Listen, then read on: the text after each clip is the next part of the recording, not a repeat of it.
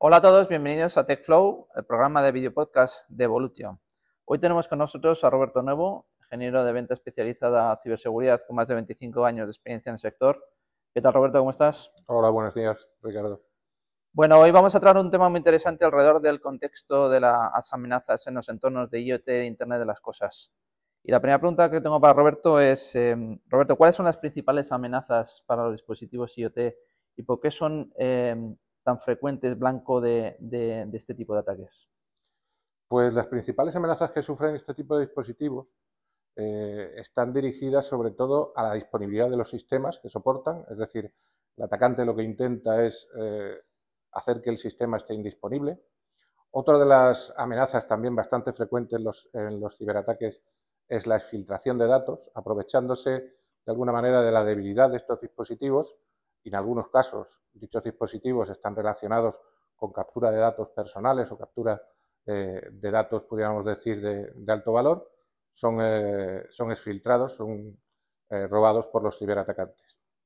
Y luego también hay una tercera circunstancia, que es una amenaza bastante utilizada por los atacantes, que es aprovechar la infraestructura de IoT para saltar a los sistemas IT de una organización. Es decir, cuando no hacemos una segmentación suficiente de este tipo de aplicaciones, pueden ser un punto débil para entrar en el resto de sistemas de la organización.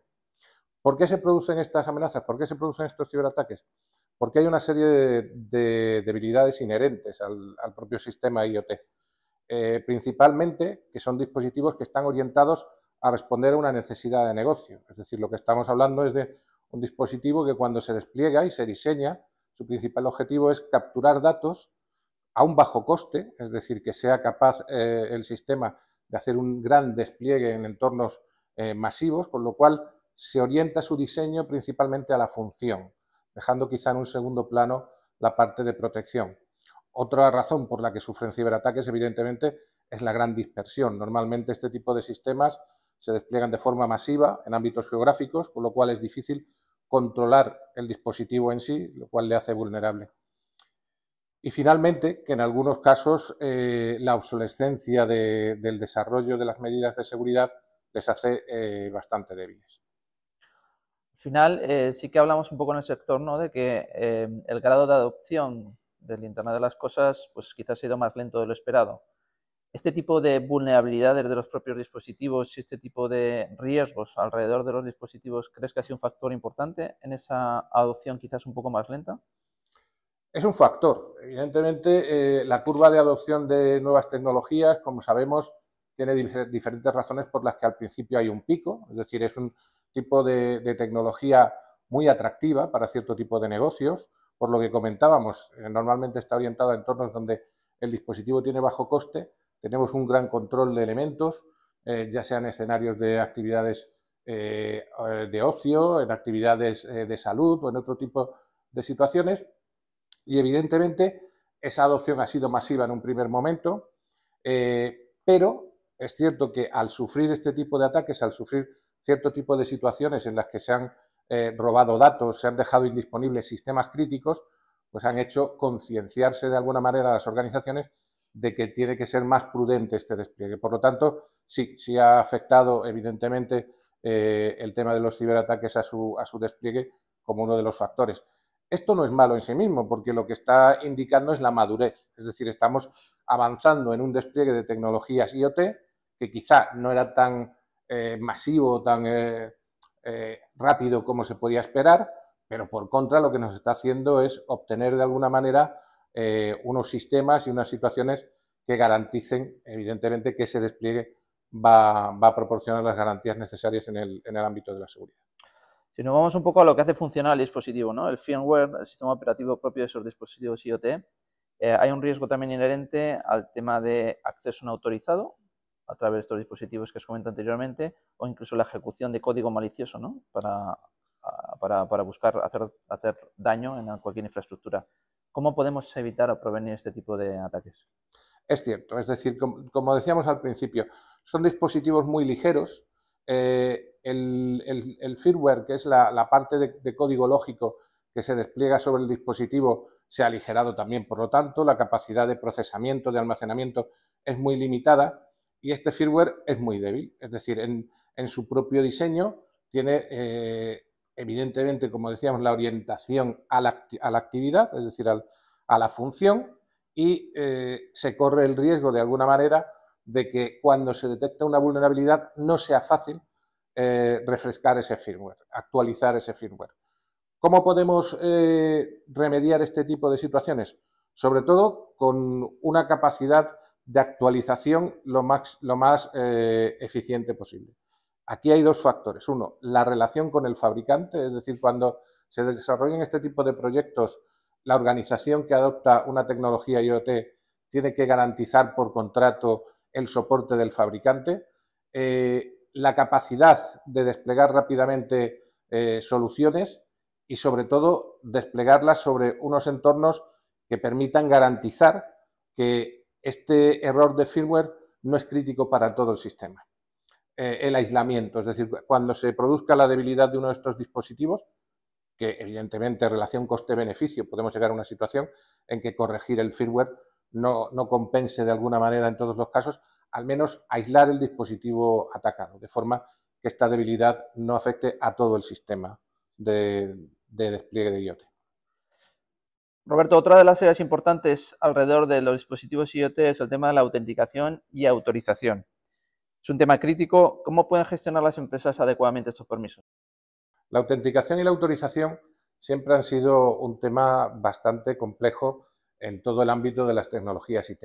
Es decir, somos conscientes de que tanto autenticar al usuario como autorizar el acceso a los sistemas es una medida que hay que implementar, pero en muchas ocasiones hay que balancearlo con la experiencia del usuario. Y en el ámbito de las tecnologías IoT esto es mucho más significativo, porque estamos hablando de un entorno en el que normalmente este tipo de soluciones se van a implementar en entornos sanitarios, industriales, de ocio, de control de sistemas energéticos, donde el personal que utiliza estos sistemas no está especializado en IT, es decir, no es un profesional que tiene una formación específica, sino que tiene estos sistemas de IT como soporte a su actividad.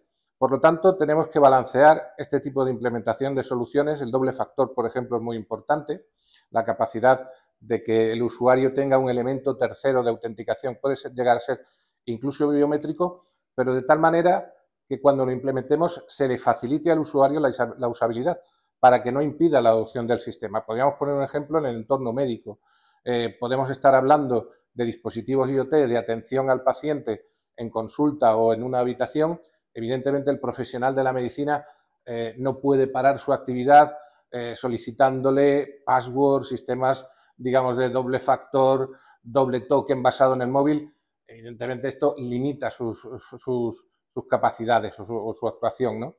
¿Cómo podemos desarrollar este tipo de soluciones? Con soluciones contactless que son capaces de llevar presente el propio profesional, que le autentican delante del sistema. Cuando se retira a una cierta distancia, este sistema se bloquea, de tal manera que hemos generado ese doble factor de autenticación, pero el profesional no ve limitada su capacidad. Por lo tanto, la autenticación y la autorización son muy importantes, pero hay que condicionarlo a la usabilidad del sistema de seguridad.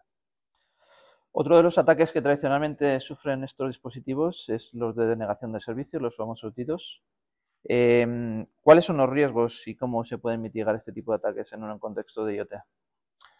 Los ataques de denegación de servicio en el ámbito de IoT lo que pretenden sobre todo es hacer indisponible el sistema.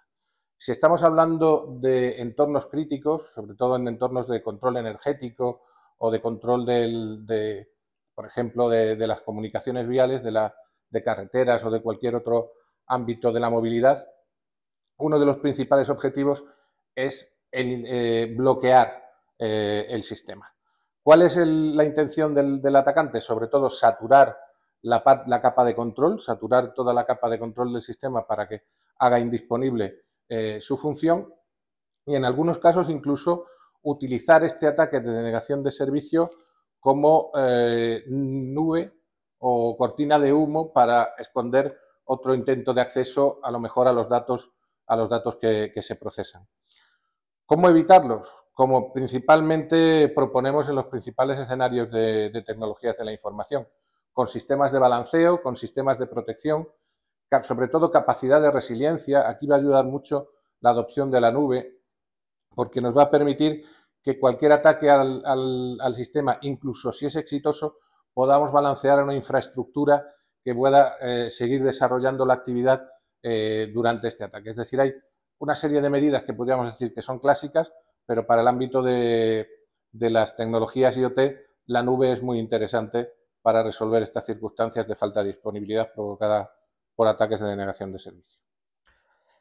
Otro tema muy interesante es la variedad de dispositivos y de herramientas que hay en el entorno de IoT, ¿no? Lo heterogéneo que es el parque de dispositivos, al final son dispositivos que almacenan datos y otras transmiten o cursan datos. ¿Cómo podemos proteger ese dato, que al final es el activo más importante, ¿no? Y la mayor preocupación de las compañías? En el ámbito de la tecnología IoT, el dato viaja de alguna manera por un escenario bastante complejo. Estamos hablando de que se captura el dato, se obtiene el dato en el perímetro más alejado posible. Estamos hablando de este tipo de proyectos, por ejemplo, en control de flotas o control de elementos que están dispersos por la geografía. Capturamos el dato en ese elemento remoto, vamos a transportarlo por redes bastante heterogéneas, es decir, vamos a transportarlo por redes móviles, en algunos casos por redes satelitales, finalmente por redes donde podemos tener mucho más control de tipo troncal, pero ya está viajando por diferentes escenarios y finalmente vamos a obtener una gran cantidad de información en la capa de control. ¿Qué significa esto? Que tenemos tres ámbitos donde actuar. Tenemos que actuar en la protección del dato por medio de la encriptación del dispositivo. El dispositivo tiene que tener capacidad de que el acceso al mismo esté encriptado. Por supuesto, la encriptación de las comunicaciones, la capacidad de implementar protocolos de encriptación en cualquier tránsito para que nos hagamos independiente del medio por el que viajamos. Y finalmente, como mencionamos anteriormente, una autenticación fuerte a los sistemas de control y de nuevo encriptación. Sobre todo hay casos, por ejemplo en el sanitario, que son incluso a nivel normativo, por el propio diseño del sistema, ya debería tener implementadas este tipo de sistemas, la encriptación del dato en todos los extremos, en el de obtención, en el tránsito y en el de su gestión o capa de control. Has nombrado el sector salud, que al final es un sector sensible por las funciones vitales que desarrollan muchos de sus profesionales. ¿Cómo podemos garantizar en un entorno IoT, en un hospital, por ejemplo, la seguridad de estos dispositivos? Pues aquí es un reto importante, porque normalmente el desarrollo de este tipo de soluciones aportan tanto valor a la actividad, es decir, la capacidad de tener controlado en tiempo real, de una manera inmediata, por una amplia cobertura dentro del ámbito hospitalario y obtener estos datos en tiempo real en una sala de control, ha hecho que se hayan difundido muy rápidamente este tipo de tecnologías. Ahora bien, hay que abordar ciertos retos en el ámbito hospitalario. El primero, ser conscientes de que necesitamos aislar esa red. Es ciertamente un poco atractivo para las personas que despliegan este tipo de soluciones aprovechar las redes ya existentes. Si es así, debemos de tener en cuenta la segmentación, es decir, aislar lo máximo posible el entorno IoT, el entorno de actividad crítica del resto de redes. Lo más ideal es que este aislamiento fuera incluso físico, dedicar una red específica a los elementos. Y como hemos mencionado antes, toda la parte de encriptación de la comunicación y autenticación en los dispositivos, de tal manera que no se conviertan de alguna manera en la forma fácil de entrar también en el resto de sistemas del entorno hospitalario. Pueden ser si por ejemplo basamos este tipo de tecnologías en redes Wi-Fi no securizadas y esta red a su vez está conectada con el resto de la infraestructura hospitalaria, puede ser un riesgo grande que sea la puerta de entrada a otros sistemas mucho más complejos. Por lo tanto, en el entorno hospitalario, además, la parte normativa obliga a que el ámbito de la ciberseguridad se implemente de base. Bueno, ya estamos terminando y para concluir me gustaría preguntarte alrededor de cómo ves la evolución de las amenazas y la ciberseguridad en el entorno de IoT. Principales medidas para la adopción de un IoT seguro. relación con el fabricante, es decir, a nivel incluso contractual, de tal manera que, como hemos dicho durante la conversación, tengamos siempre actualizados estos sistemas por contrato. Cualquier tipo de vulnerabilidad que sea parcheada lo más rápido posible. Utilizar también una autenticación fuerte, una capacidad de securización del acceso a los sistemas. También es interesante garantizar la resiliencia, que toda la capa de control sea capaz de soportar ataques de denegación de servicio, saturación del sistema. Y finalmente, todos estos elementos nos van a llevar hacia dónde va la tecnología IoT. ¿Qué palancas son positivas en este camino a futuro? Por ejemplo, la adopción de la nube ayuda, como hemos comentado antes, porque ya hay clouders, ya hay proveedores de cloud que presentan esos entornos de gestión de la IoT de caja, es decir, sistemas que desde el primer momento están desplegados en nube, tienen las capacidades de cumplimiento normativo y permiten, por ejemplo, un ámbito muy interesante que se está implementando en el ámbito del IoT, que es los gemelos digitales. Diseñar en entornos de nube situaciones similares a la que queremos desplegar para hacer pruebas sobre ella. El gemelo digital lo que nos permite es tener un diseño virtual del escenario real que queremos implementar y sobre él realizar las pruebas tanto de carga como de simulación de ataques, que evidentemente en el entorno real serían bastante críticos utilizarlas. La inteligencia artificial también va a intervenir bastante en el desarrollo del IoT, puesto que nos va a permitir tomar decisiones tanto de despliegue como de análisis de la información para ponerla en valor. Por lo tanto, todos estos elementos van a contribuir y consideramos que van a permitir que la adopción del IoT en un ámbito mucho más seguro tenga, pues de alguna manera, cumpla las expectativas que en un primer momento se plantearon. Muchas gracias, Roberto, por tus reflexiones alrededor de la ciberseguridad en los entornos IoT y os esperamos en el próximo episodio de TechFlow. Muchas gracias.